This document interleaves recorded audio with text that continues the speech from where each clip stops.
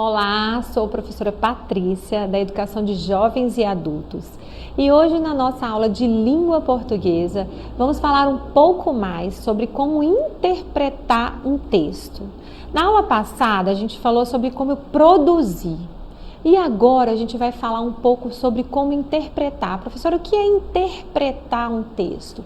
É entender o que aquele texto fala. Quando eu vou ler um texto, eu preciso entender o que eu estou lendo, sobre o que aquele texto está falando.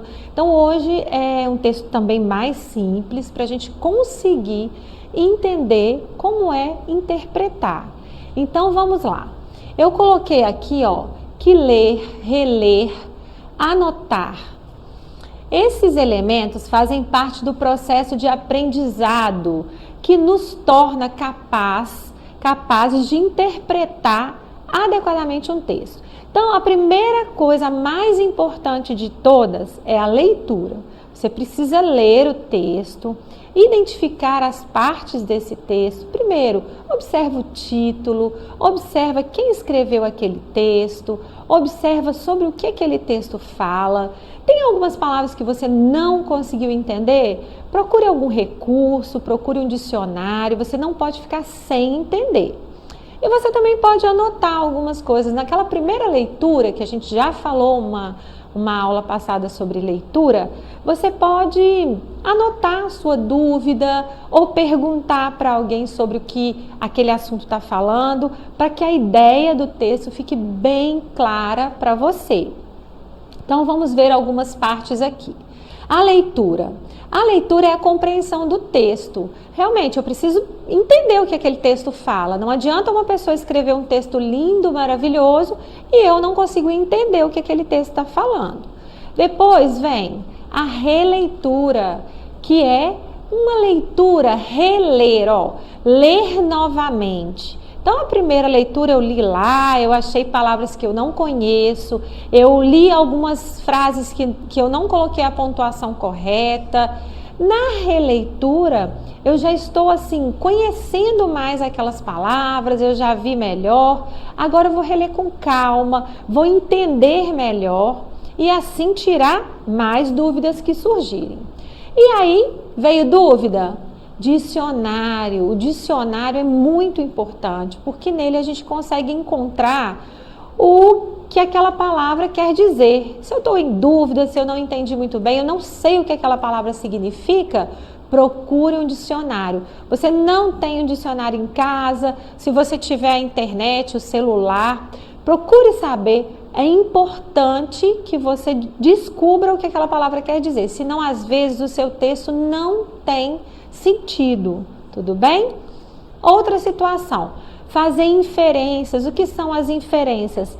É você raciocinar sobre aquele texto, é você entender se realmente aquele texto está falando sobre o que você está entendendo. Então eu li aqui, acho que isso não está muito bem, dentro do que está falando. Então eu preciso voltar, reler e realmente continuar a minha leitura. Então isso é muito importante para uma boa interpretação. Então vamos lá. Fragmentar os parágrafos. Você pode ler por partes. Professora, eu não consigo ler o texto todo de uma vez só, eu não consigo entender tudo de uma vez só.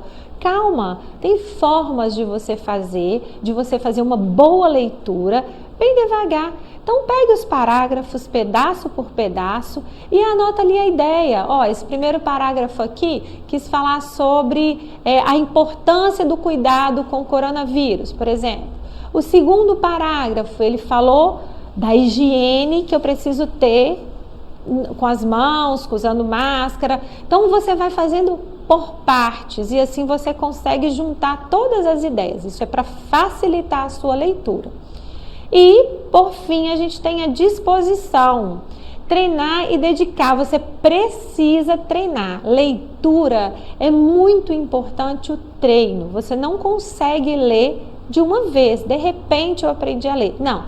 É preciso ler todo dia um pouco. É preciso ler vários tipos de textos diferentes. Professora, eu só consigo ler uma frase.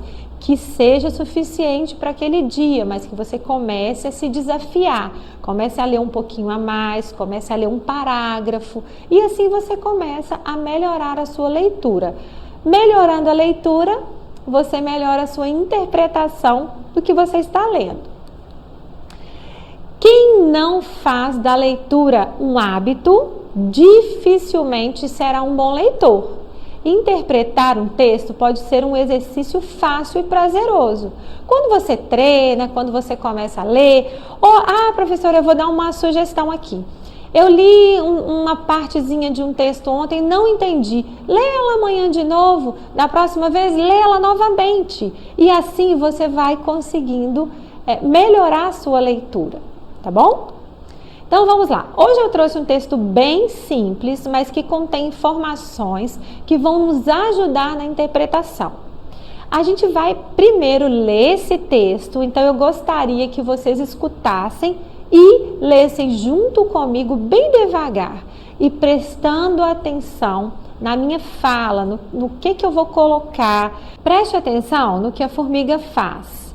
Então agora nós vamos começar sobre o título. Olha lá. A formiga viriata. Viriata, vou começar a ler o texto agora. Li o título e vou começar a ler o texto. Vamos ver se vocês vão me acompanhando aí. Viriata é uma formiga feliz. Ela mora num buraco atrás do canteiro de alface. Ela anda sempre afobada porque faz entregas na feira.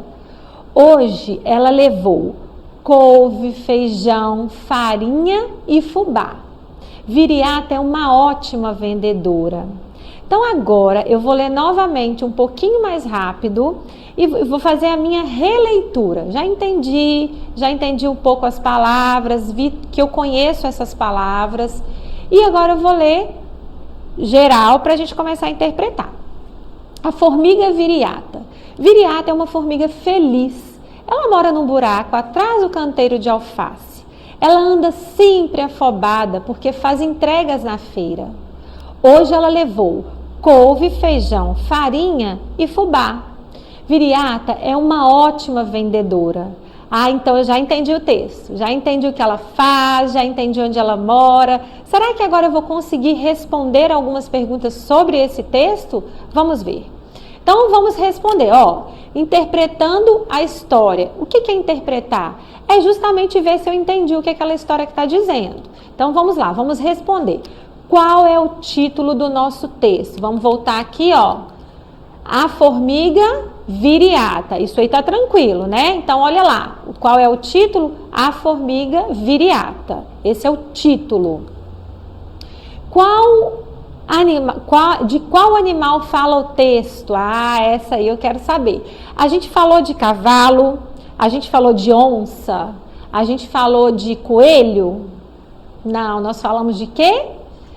Falamos de uma formiga. O texto fala de uma formiga. Viu como é importante prestar atenção no que o texto fala? Fala de uma formiga. Olha a outra pergunta. Qual o nome da formiga? Lá no nosso texto fala várias vezes o nome dessa formiga. Então você consegue lembrar? O nome dela é formiga viriata. Isso mesmo. E onde ela mora?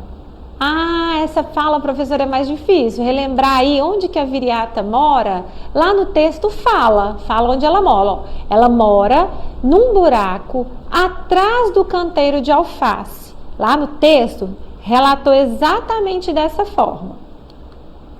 Por que viriata anda sempre afobada? Lá justificou que ela anda muito afobada. E por que ela anda afobada? Vamos lá, a nossa resposta, porque ela faz entregas na feira. Lá no texto está dizendo isso aí. Depois eu vou voltar com vocês. E o que viriata entregou na feira? O que ela levou para a feira? Olha só, ela levou naquele dia couve, feijão, farinha e fubá. Então eu poderia colocar assim na minha resposta: ela levou couve e feijão? Não, a viriata, no texto que nós lemos, A Viriata levou todas essas coisas, então eu não posso colocar só uma coisa, ou esquecer, ou colocar alguma coisa a mais. Não, eu estou interpretando, eu estou falando daquele texto em específico, então eu tenho que responder sobre ele, tudo bem? E agora vamos completar as frases, relembrando lá. Viriata é uma o quê? Feliz. O que que vocês poderiam colocar aí? Viriata é uma abelha feliz? Viriata é uma flor feliz? Não, viriata é uma formiga feliz. Completa a nossa frase que interpreta o nosso texto. Está falando sobre o texto. Ela faz entregas Muito bem, na feira. Isso mesmo. Ela anda sempre devagar? Não, a viriata anda sempre o quê? Olha lá, afobada. E viriata é uma ótima o quê? O que a viriata faz muito bem que o texto fala? Viriata é uma ótima vendedora. Então vocês viram que as nossas respostas, elas estão relacionadas ao nosso texto. Eu não posso inventar para a viriata coisas que ela não faz, tá bom? Olha lá, interpretando a história.